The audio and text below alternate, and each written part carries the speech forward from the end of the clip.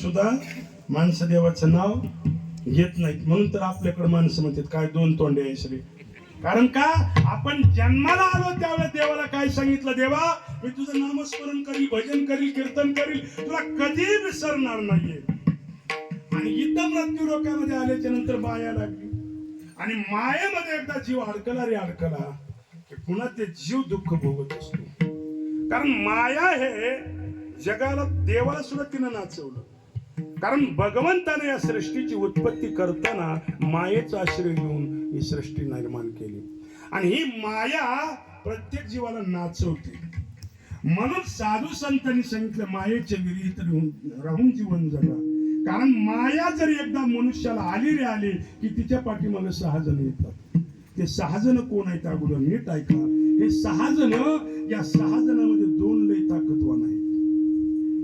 6 जणांपैकी 2 खूप मोठे दुश्मन आहेत आणि या दोघांनी मिळून सगळ्या जगाचं वाटोळ केलं. या 6 जणांची नावं नीट अगोदर लक्षात घ्या. काम, क्रोध, मद, मत्सर, दंभ आणि अहंकार. याच्यामधले 6 शत्रूपैकी 2 शत्रू बलाढ्य आहेत. त्याच्यामध्ये पहिला जो आहे त्याचं नाव आहे काम. या कामानं सर्वसामान्यांनाच नाहीये पण भगवान शंकराला सुद्धा वेळ केलं. ज्यावेळेस भगवान परमात्म्यानं समुद्र मंथनातून अमृत निर्माण केलं आणि अमृत निर्माण केल्याच्या नंतर त्या अमृताचा कलश घेऊन आलेल्या देवतेच्या हातून एका दैत्यानं तो अमृताचा कलश घेतला आणि तो दैत्य पळून गेला. आता देवाला तर अमृत मिळायच्या ऐवजी अमृत कुणाला मिळालं?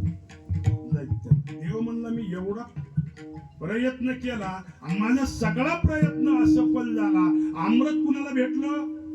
आता हे अमृत परत मिळवण्यासाठी काय करावं? सगळे देवाकडे आले आणि देवाला विनंती केली, देवा आता हे अमृत, आता देव तिथं विचार करायला समुद्राच्या काठावर काय करावं? अमृत तर दैत्याच्या हाती पडलं, बरं अमृत दैत्याकडे मिळालं, बरं ज्याच्या हातात पडलं त्यानं तरी बाकीच्याला द्यायचं ठरवलं का? त्यानं म्हणलं मी देत नाहीस, तो मला एकट्याला मिळालंय, मी एकटाच केलं.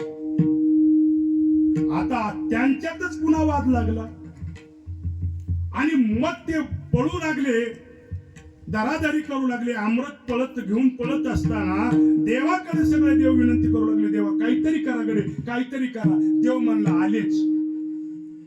देव काय म्हणला? मी आलेच. देव विचारत पडले, हा गडी आहे का बाई आहे?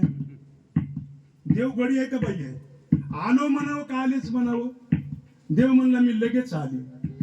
सगळे देव विचारात पडले, आता आलो म्हणायचं ठीक आहे पण आलेच म्हणणं म्हणजे अवघड आहे ना.